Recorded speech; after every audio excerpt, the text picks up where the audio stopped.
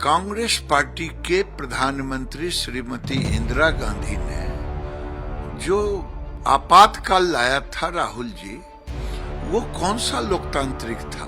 आप उसे तंत्र के साथ जाके खड़े होते हैं। अफजल तेरे कातिल जिंदे हैं और मैं शर्मिंदा हूं, और राहुल गांधी खड़े हैं। लेकिन अगर देश के बाहर गाली देते हैं तो आप नरेंद्र मोदी को गाली नहीं दे रहे, भारत के संविधान को गाली दे रहे हैं, भारत की संप्रभुता को गाली दे रहे हैं। आरएसएस को समझने के लिए राहुल गांधी आपको कई जन्म लेना पड़ेगा। केंद्रीय मंत्री गिरिराज सिंह हमारे साथ हैं। गिरिराज जी, राहुल गांधी विदेश में जाते हैं और भारत के लोकतंत्र, यहाँ की न्याय व्यवस्था, यहाँ तक कहते हैं कि भारत में जो प्रजातंत्र अब बचा नहीं है, वहां पर किसी भी को बोलने की आजादी नहीं है।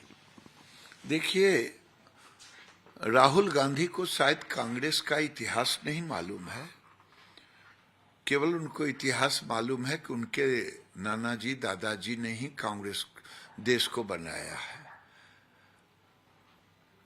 कांग्रेस पार्टी के प्रधानमंत्री श्रीमती इंदिरा गांधी ने जो आपातकाल लाया था राहुल जी, वो कौन सा लोकतांत्रिक था वो याद नहीं है। आज तो मोदी को जेएनयू में टुकड़े टुकड़े गैंग गाली देते हैं कि अफजल तेरे जिंदा कातिल हैं, मैं शर्मिंदा हूं, और उसमें आप भी जाते हैं। ये लोकतंत्र नहीं होता तो चाइना जैसा यहाँ नहीं है, नहीं तो आपको बोलने नहीं दिया जाता। लेकिन आप उसे तंत्र के साथ जाके खड़े होते हैं। अफजल तेरे कातिल जिंदे हैं और मैं शर्मिंदा हूं, और राहुल गांधी खड़े हैं। उसके बाद भी देश में आप गाली देते हैं, कोई चिंता की बात नहीं। सदन में गाली देते हैं, कोई चिंता की बात नहीं।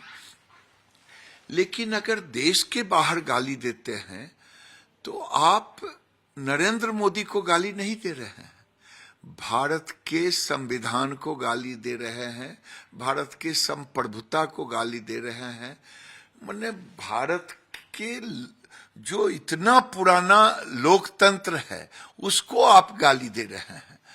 मुझे तो लगता है कि राहुल जी, आपकी यात्रा पूरे भारत में जो आपने 3000-4000 दिन यात्रा किया, उस यात्रा से ने आप सबक लिए, अन्य देश के लोग आपसे खूब प्रभावित हुए।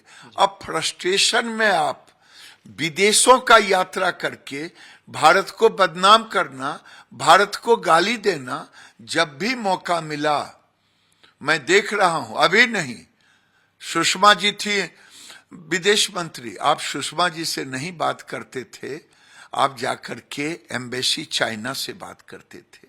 छी छी छी, डूब के मर जाए। आप कभी कभी लगता है आप चाइना के एजेंट तो नहीं हो गए हैं। कभी कभी लगता है आपके देशभक्त पर प्रश्न चिन्ह उठने लगता है। इस देश का इतिहास रहा है कि भारत के अंदर हम एक दूसरे पर प्रहार करते हैं, भारत के बाहर जाके भारत का प्रतिनिधि बनते हैं।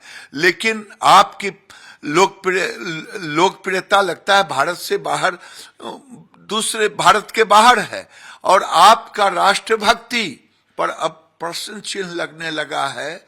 क्या आप उसी कांग्रेस के सदस्य हैं, उसी कांग्रेस के नेता हैं और जिसका आप चर्चा करते हैं, जो भारत को आजाद किया था?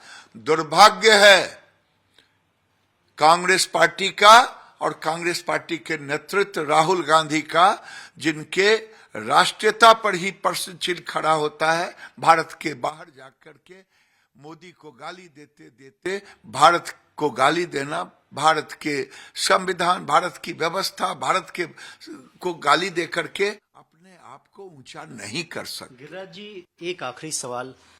राहुल गांधी ने वहीं कैम्ब्रिज में जो आरएसएस है, आरएसएस की तुलना जो है फांसीवादी संगठन मुस्लिम ब्रदरहुड से कर दी।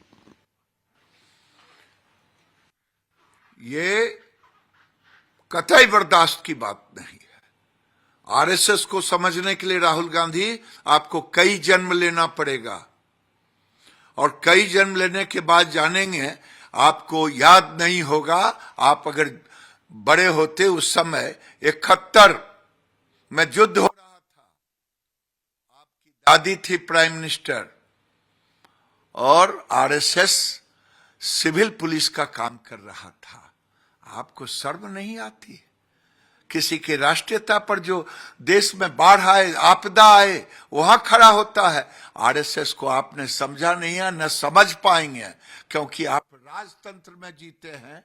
आपको नरेंद्र मोदी को आप देखना नहीं चाहते हैं। लगता है कि ये कभी नीच कहते हैं, चाय वाला का बेटा प्रधानमंत्री क्यों है, ये आपको बर्दाश्त नहीं है। इसीलिए आप आरएसएस को भी गाली देते हैं और मोदी को भी गाली देते हैं। राहुल गांधी को ये सोचना होगा और समझना होगा कि प्रधानमंत्री नरेंद्र मोदी सरकार की बुराई करते करते कब वो अंतर्राष्ट्रीय स्तर पर भारत की बुराई करने लगते हैं, भारत की बदनामी करने लगते हैं। इससे उन्हें बचना चाहिए।